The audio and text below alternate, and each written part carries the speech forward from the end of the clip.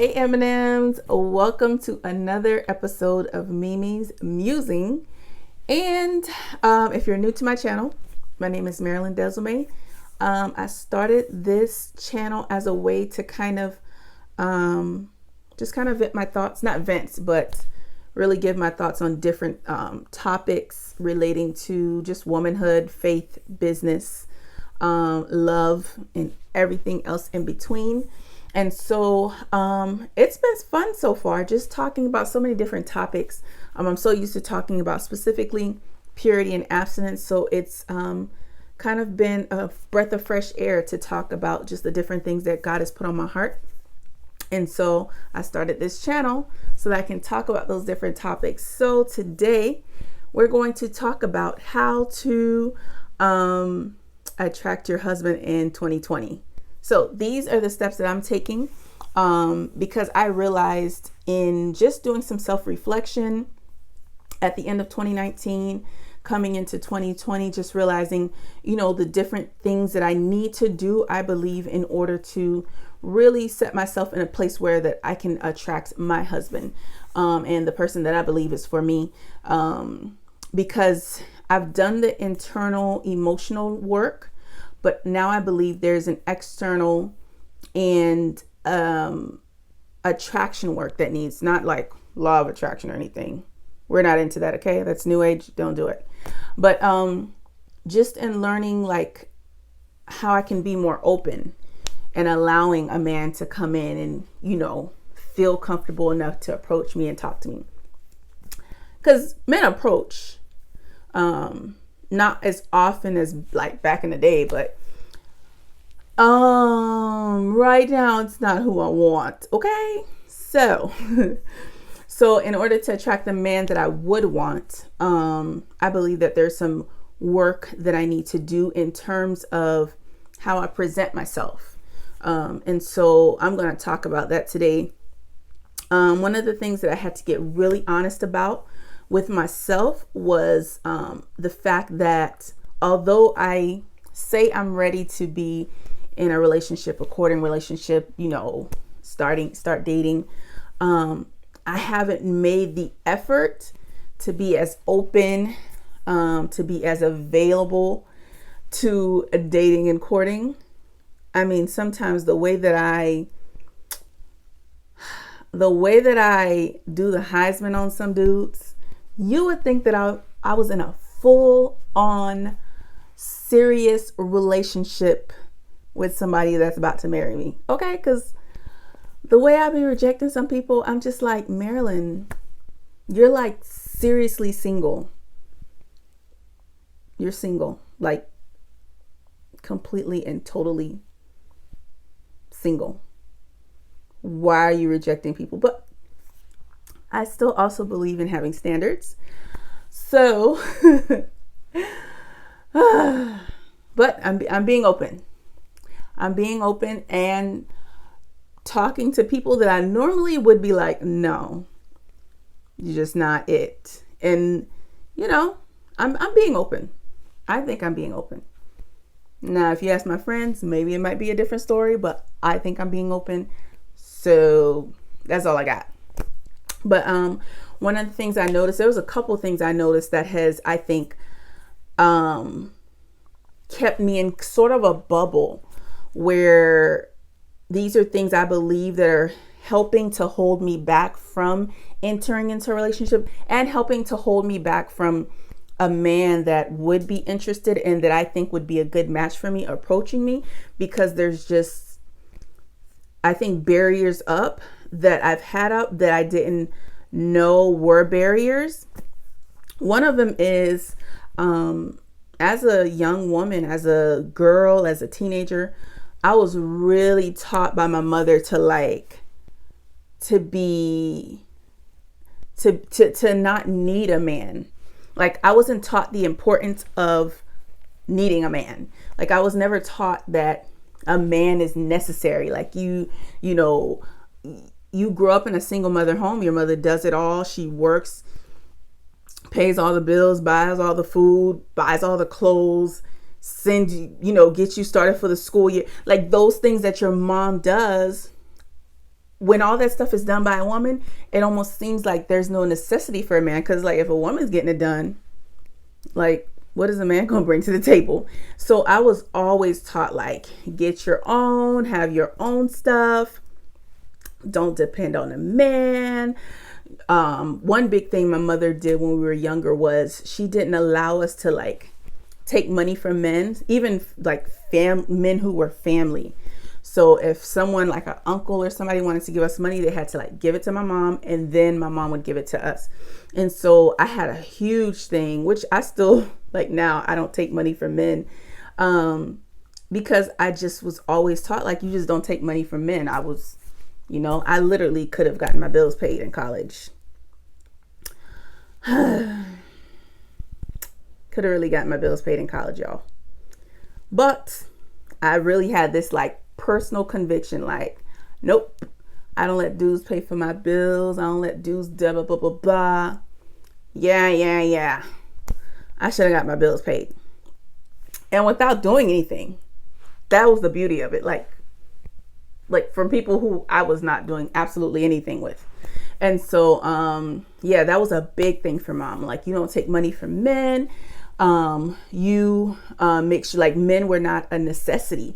And so growing up with that mindset, that you want to be in a relationship, you want a man around, but you don't treat them like you need them. You know what I mean? Like, it was this thing where it was just, if they're there, they're there. If they're not, fine, not a big deal. And so I wasn't taught to need a man. I wasn't taught that, what a man brought to the table was valuable. His companionship, his protection, his loyalty, his provision. Like I wasn't taught that those things were valuable from a man. And so that's something I want to kind of get into my head this year, learning the value of a man in my life and learning the value once that man enters my life, learning the value of him in a covenant with him. And so that's been that. I was also taught to be like fiercely independent. Like you do what you need to do to get stuff done. If you don't get it done, it's not going to get done. Like that's been my motto. That's been my mindset. Like if you don't do it, it's not going to get done. And so that's not only affected like my relationship with men, but that's also affected my relationship with God because I'm so fiercely independent.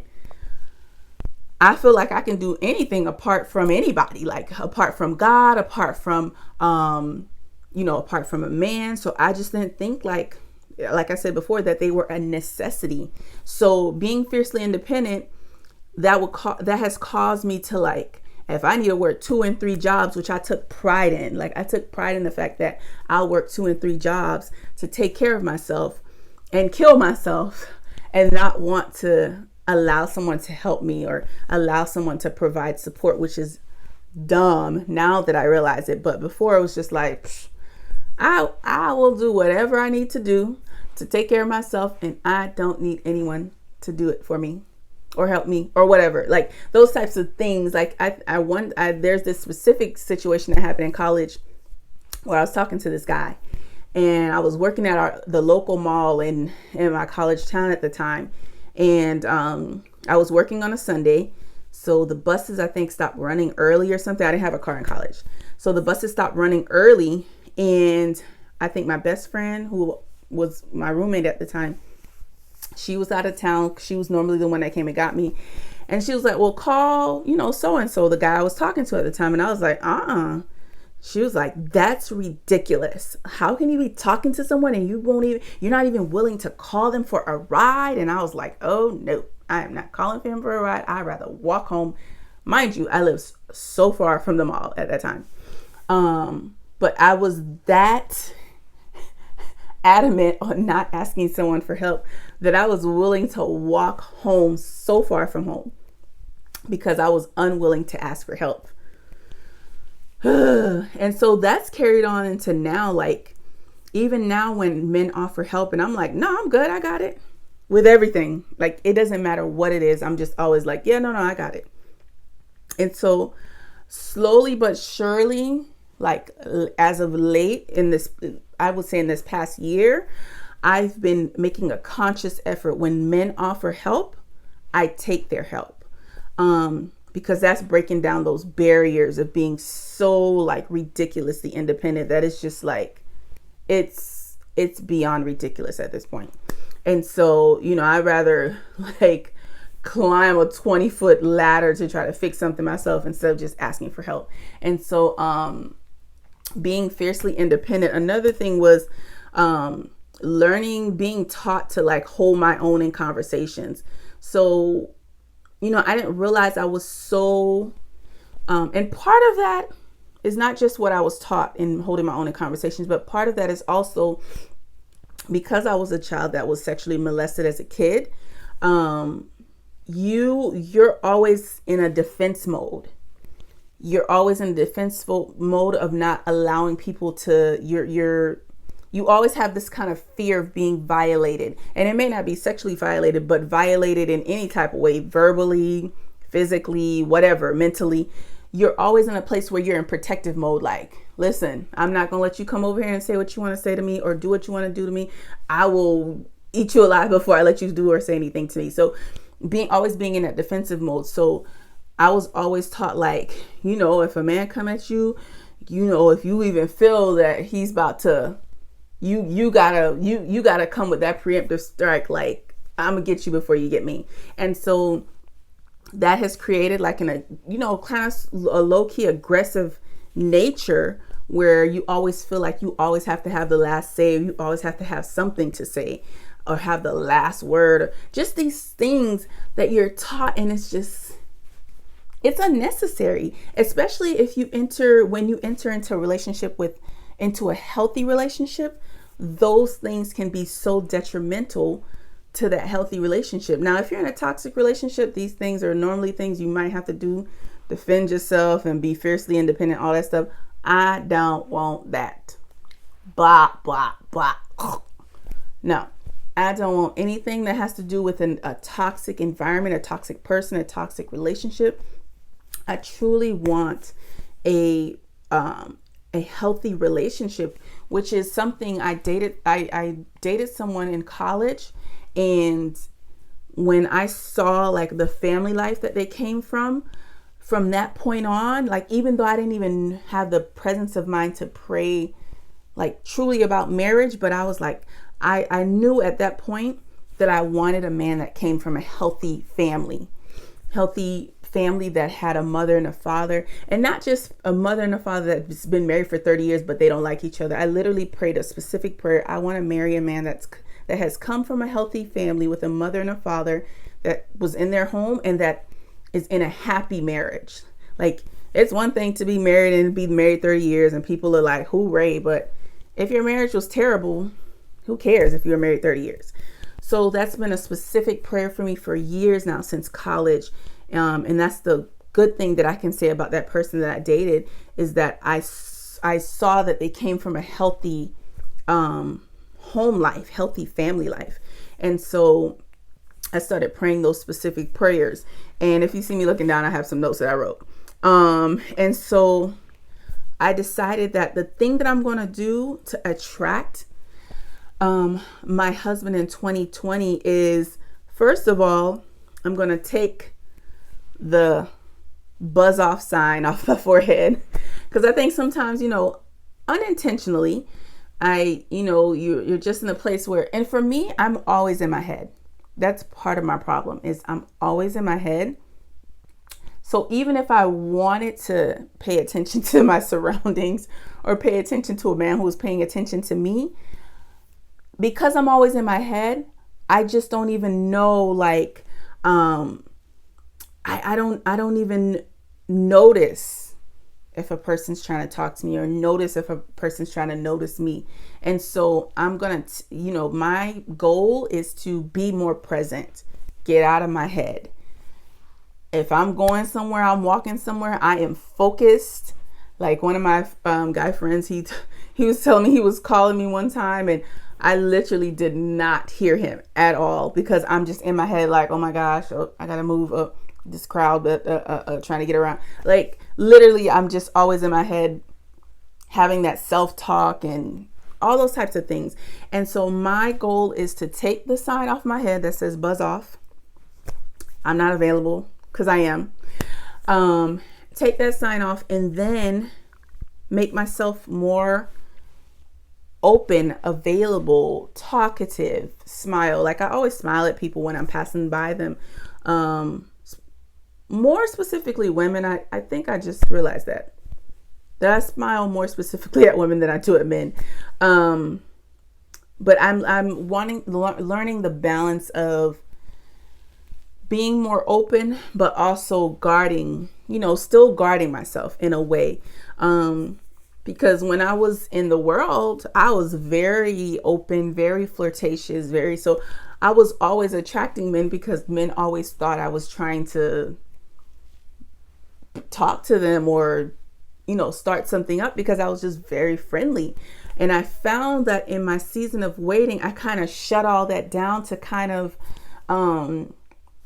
cut some of that off. But in doing that, I've now created this routine of it. And now I want to, this habit of it. And now I want to get out of that habit of shutting myself off and shutting that part of myself off where, I am friendly. I talk to people, whoever, and I want to be very aware of whoever maybe maybe wanting to talk to me. So taking the sign off my forehead. The second thing is learning that everyone is not always coming for me and that I don't have to be on the defensive, because I unintentionally do it where if I even for a second think that you're coming for me, or that you're trying to disrespect me, or you're trying to make fun of me, or you're trying to, I literally go into defensive mode. Like this is not what's about to happen.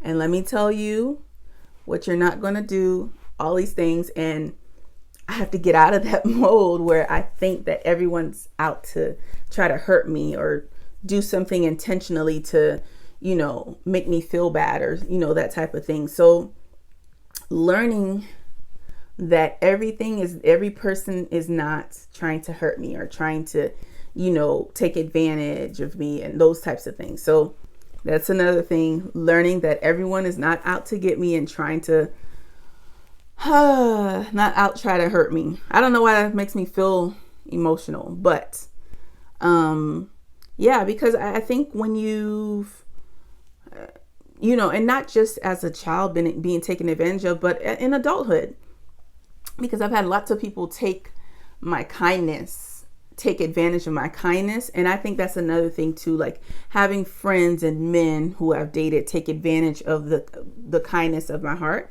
And so that also is something that has contributed to me being on the defensive, because it's just like, if I'm too kind, people take advantage. And so then you develop this kind of, I guess, action steps of signs that you see. And so I need to realize that not everyone's out to get me and not everyone's out to take advantage of me. Another thing is learning how to flirt again, which I just talked about briefly, but learning how to, really just hold conversation and it not be, this heavy thing. Because I think, especially being in purity culture, everything is, yes, we have to be intentional, but not every conversation has to be heavy. Not every conversation with a man has to lead to marriage. Not every date has to lead to you guys gonna get married, like those types of things. So allowing myself to open those doors again, where now I'm dating, and now even in my dating, I'm very, very aware of what I want, and then I voice those intentions and those wants. And I'll talk about that in another video where, I had to be very candid with a man that took me on a date. As our conversations progressed, I was like, we're not on the same page. At most, you could be my friend, but that's about it. To which he got low-key offended, because he didn't think we were that much different. But when you listen to a man and that you want a man that's able to lead, a man that for real loves, like I want a man that truly, truly loves God apart from my relationship. Like I don't want a man to love God based on my relationship that he's now, and he's developing a relationship with God because of me. And so I'm just not into missionary dating. I'm just not. I'm not into missionary dating. I'm not into pulling a man to Christ so he can get to know Jesus so that we can date. I will lead you to Christ so that you can have your own relationship with him, but not so that you can get good with him so we can be together. Because my thing is, I really believe that if a man only pursues God because he wants to be with me, when the boo-boo hits the fan, there's no foundation for him to stand on. There's no relationship that he had on his own that he can stand on to keep him firmly planted in Christ. He gonna backslide like a mug. I don't need no man that's gonna backslide and you leading our family, me, our kids, whoever. So no. So learning how to flirt again, date again, being open to dating, being open to going out and seeing how that goes. Now, one thing I've explained to some people that I've, talked to briefly is I'm not into the whole, let's just see where it goes. Let's just, go with the flow. I am 36 and a half years old. There is no more, let's just see where it goes. Okay. We're going to talk, see how our conversations go, and then we're going to make a decision. Are we going to be more intentional after these dates from there? Not on the first day. We don't need to be like, oh, let's get married now. If the Lord, like I said before, sends my husband and we know immediately and it's good, let's do it. However, I'm not about to be going with the flow. And I'm about to be 40 in 3.5 years. No. So, being very intentional about how I date. And my last thing, which one of my friends, she says it to me all the time. Relax, meaning relax. She knows who she is.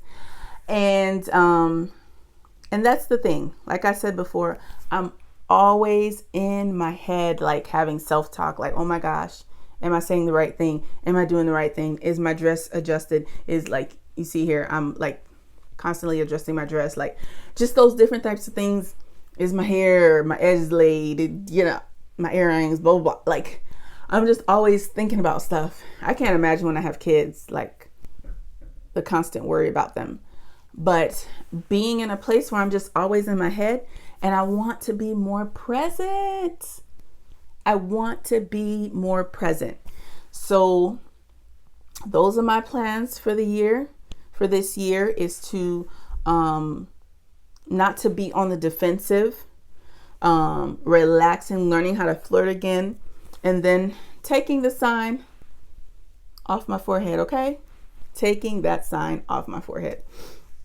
But yeah, if you are on the same journey as me, let me know your plans. And if you want to take from what I got going on, if you're in a similar situation where you're just you kind of shut down the shop and now it's time, winter break is over and you need to come out of hibernation, and I need to come out of hibernation. I've been in hibernation for some years now, and I need to come out, get some fresh air, and be reacquainted with society again. Okay, so let me know what you're doing this year to be more intentional about attracting your husband and being, open to that fact even happening. I've declared that I'm getting married this year, like point blank, period. That's one of the things that are one of my goals.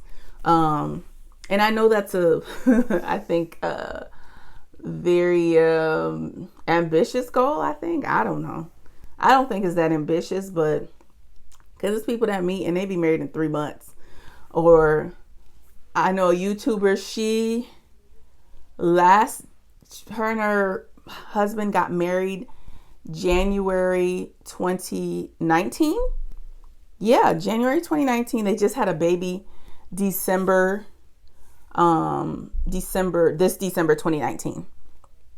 And she was single, I think, the January before that, January 2018. A lot can change in a year. Okay? Now, not saying I want to be pregnant by the end of the year. I would just married. Just married. But yeah, that's one of my goals for this year is to be married. I want to be married. I want companionship. I want to be in a place where there's someone that I share my life with, share the things that I have going on, and, you know, be able to provide support to someone and they provide support to me as well. I'm completely excited about the possibilities of God in 2020.